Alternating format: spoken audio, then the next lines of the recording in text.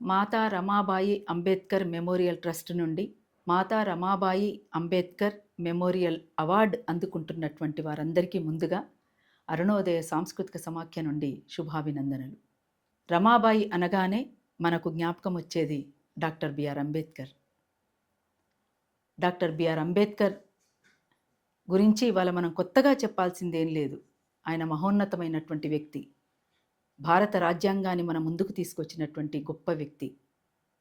ఈరోజు రాజ్యాంగమే ఒక ప్రమాదంలో ఉన్నటువంటి పరిస్థితిలో డాక్టర్ బిఆర్ అంబేద్కర్ ఆయన విజయం వెనకాల ఉన్నటువంటి ఒక గొప్ప వ్యక్తి గురించి మనం మాట్లాడుకోవాల్సినటువంటి అవసరం ఉంది. వారే రమాబాయి. రమాబాయి అతి చిన్నతనంలో డాక్టర్ బిఆర్ అంబేద్కర్ని పెళ్లి చేసుకున్న తర్వాత తన 5గురి సంతానంలో పేదరికంతో కష్టాలతో 4 పిల్లలను కోల్పోయినటువంటి గుండెదిటు ఆమెది.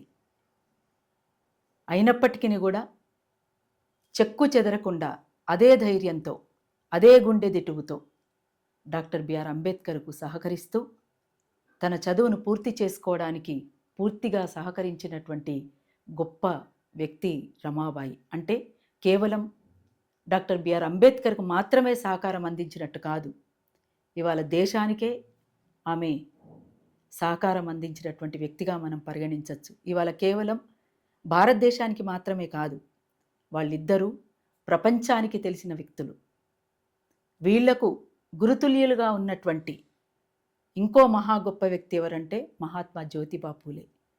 మహాత్మా జ్యోతిబా పూలే నుంచి సావిత్రిబాయి పూలే చదువును అందుకొని ఆ చదువును ఇవాళ కింది స్థాయి వాళ్లకు అసలు చదివే అక్కర్లేదు, ఈ సమాజంలో విసిరివేయబడ్డట్టున్నటువంటి వాళ్ళందరికీ అసలు చదివే అక్కర్లేదు అంటున్నటువంటి ఈ సమాజంలో వాటిని ధిక్కరిస్తూ సావిత్రిబాయి పూలే ఎంతోమందికి చదువందించినటువంటి మహా గొప్ప వ్యక్తి.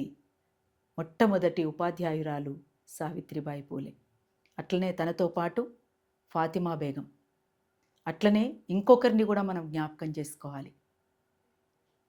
గొప్పగా అందరూ కీర్తిస్తున్నటువంటి శివాజీని తీర్చిదిద్దింది కూడా ఒక మహిళ, ఆమెనే ఆయన తల్లి జిజియాబాయి.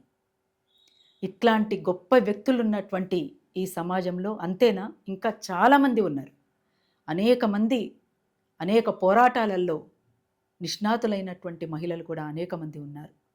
అట్లాంటి మహిళల్ని మనం గుర్తు చేసుకోవాల్సినటువంటి అవసరం ఉంది. అట్లనే రమాబాయి గురించి కూడా మరింతగా మనం ఇవాళ ప్రచారం చేయాల్సినటువంటి అవసరం ఉన్నది. అటువంటి రమాబాయి పేరు మీద కొంతమంది ఇవాళ సమాజంలో పేరుగాంచినటువంటి వ్యక్తులుగా ఉన్నటువంటి వాళ్ళ వెనకాల ఉన్నటువంటి మహిళలు ఎవరున్నారు? అసలైతే ఒక సామెత ఉంటుంది సమాజంలో, ప్రతి స్త్రీ వెనుక ఒక పురుషుడు ఉంటారు అంటారు, స్త్రీ విజయం వెనుక. కానీ ఇవాళ చరిత్రను తిరగరాసింది రమాబాయి. ప్రతి పురుషుడి వెనుక ఒక స్త్రీ ఉంటుంది అనేటువంటి విషయాన్ని చాటి చెప్పినటువంటి ఒక గొప్ప వ్యక్తి రమాబాయి.